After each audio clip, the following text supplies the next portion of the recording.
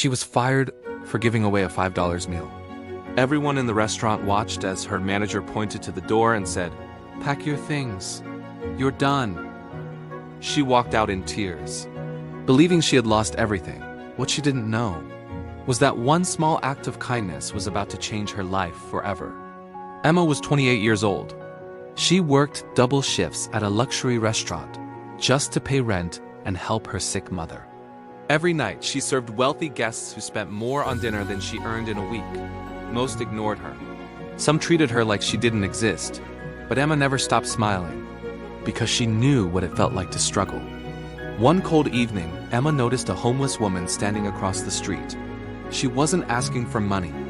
She wasn't begging. She was just watching people eat. Emma could see the hunger in her eyes. Emma hesitated. If her manager saw her, she could lose her job, but her heart wouldn't let her ignore it. She quietly prepared a small plate of food and walked outside. "Here," she said softly. The woman looked at her in disbelief. "Thank you," she whispered. Emma smiled and went back inside, but someone had seen everything. Her manager stormed toward her. "Did you just give away restaurant food?" The entire dining room went silent. Emma tried to explain. She was hungry. "I don't care," he snapped. "You embarrassed this restaurant." Customers stared. Some whispered. Then he said the words she feared most. "You're fired." Just like that, it was over. Emma left, holding back tears. She didn't regret helping the woman, but she didn't know how she would survive now. Weeks passed. Emma couldn't find work. Bills piled up. Her mother's health got worse. One night, sitting in a hospital hallway, Emma felt completely broken. She had nothing left, or so she thought. The eviction notice felt like a final sentence. It was just a piece of paper, but it screamed failure. Another one. Just like all the rejection emails piling up in my inbox. "We've decided to move forward with other candidates. The position has been filled."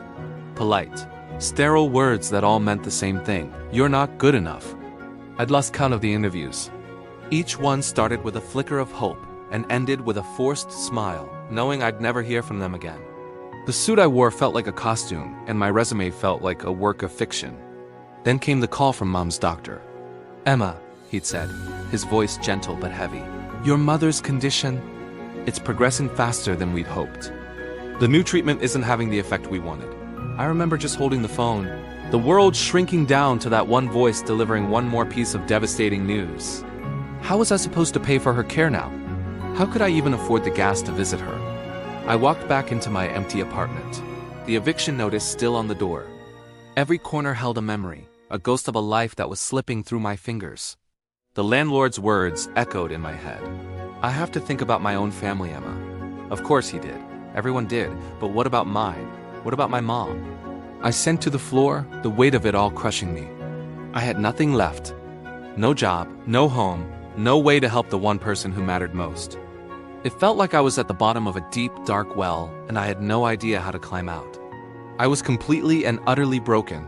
The next morning, Emma received a call. A man asked her to come to the restaurant. Confused, she went. When she arrived, the restaurant owner was waiting. Beside him stood the homeless woman. But she wasn't dressed in rags anymore. The owner spoke. "This woman is my mother." Emma froze. He continued. "She lost everything years ago. She never told anyone who she was." He looked Emma in the eyes. "You were the only person who treated her with dignity." He handed Emma an envelope. Inside was a job offer. Manager position. Triple her old salary. Emma began to cry. The owner said one final thing. Character matters more than rules. Emma didn't just gain a job that day.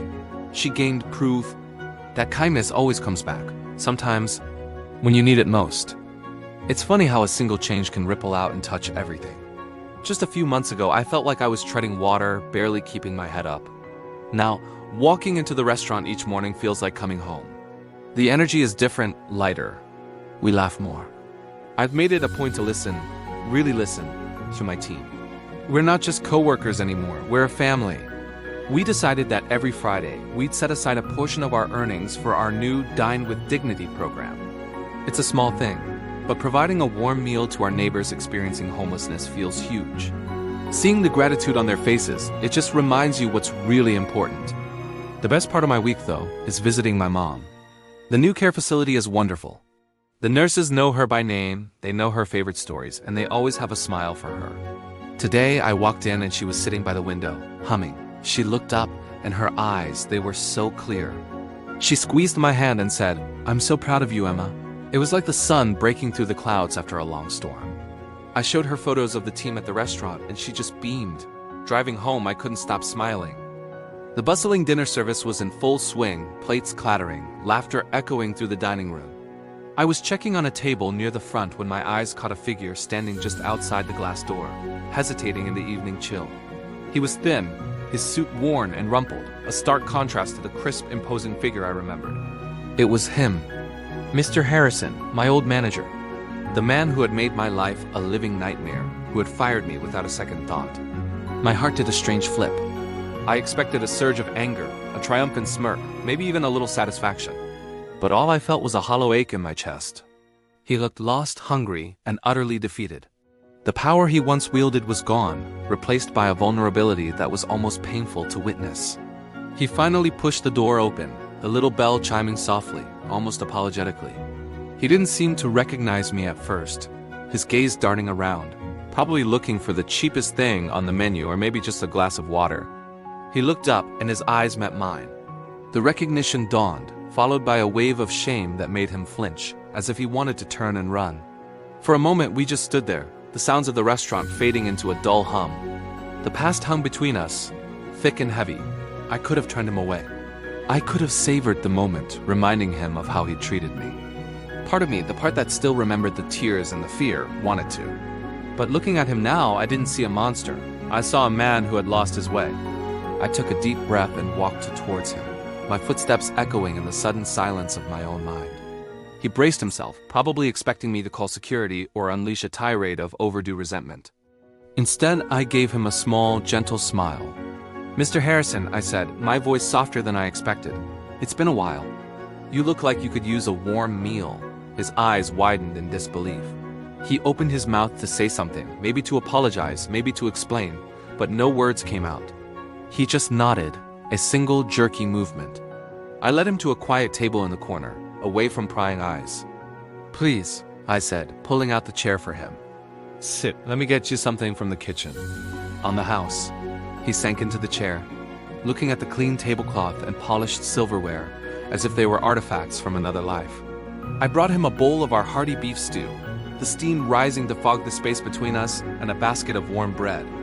He didn't say a word, just picked up his spoon with a slightly trembling hand and began to eat. He ate like a man who hadn't had a proper meal in a very long time. I didn't ask what happened. I didn't need to. The story was written all over his face. As I watched him, I realized that holding onto anger was like carrying a heavy stone. It only weighs you down. Forgiveness, or maybe just simple empathy, was like setting that stone down. It doesn't erase the past, but it frees you from its weight. It allows you to move forward. In that moment, I wasn't just a restaurant manager. I was just one person offering a small kindness to another. And sometimes a warm meal and a moment of dignity are the most powerful things you can give. Thank you for watching. Remember to be kind. You never know what battles others are fighting. You next time. Life isn't perfect, and there are still tough days, but for the first time in a long time, I feel a sense of peace. It's more than just a new job. It's a new beginning. It's proof that a little kindness, both to others and to yourself, can truly change your world. I'm excited to see what comes next. Thanks for following my journey. See you again soon.